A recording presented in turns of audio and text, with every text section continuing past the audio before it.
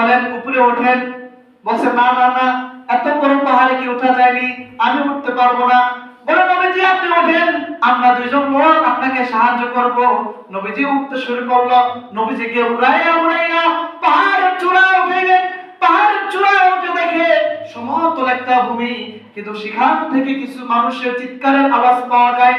নবীজি বলে ভাইয়েরা আমার, এত সুন্দর পাহাড়ে উঠাইলা, সমতল ভূমি দেখলাম, কিন্তু চতুর্পাশ থেকে চিৎকারের আওয়াজ, এই আওয়াজ কোত্থেকে আসে?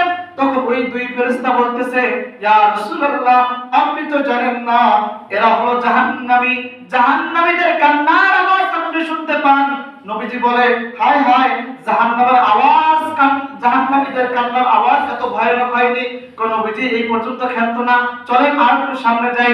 সামনে যেয়ে দেখেন অনেকগুলো মানুষগুলোকে আল্লাহ তাআলা পায়ের ভিতরে কঙ্কর লাগাইয়া পা দুটোকে উপরে উঠাইয়া মাথাটাকে জমিনের দিকে নিয়া দুইজন ফেরেশতা দুই পাশ থেকে করাত দিয়ে দিয়ে কাটতেছে আর বলতেছে খাও খাও, আরো বেশি করে খাও।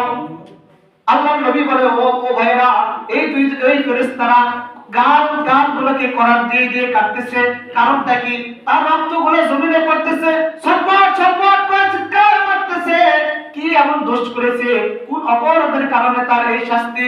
বলে ইয়া রাসূলুল্লাহ শুনেন, তারা দুনিয়াতে থাকা অবস্থায় রোজা রাখছে, রোজা রাখার পরে আবার রোজাকে ভেঙে ফেলছে, এই জন্য আল্লাহ তাআলা কিয়ামত পর্যন্ত তাদের এই শাস্তির ব্যবস্থা করে রাখছে।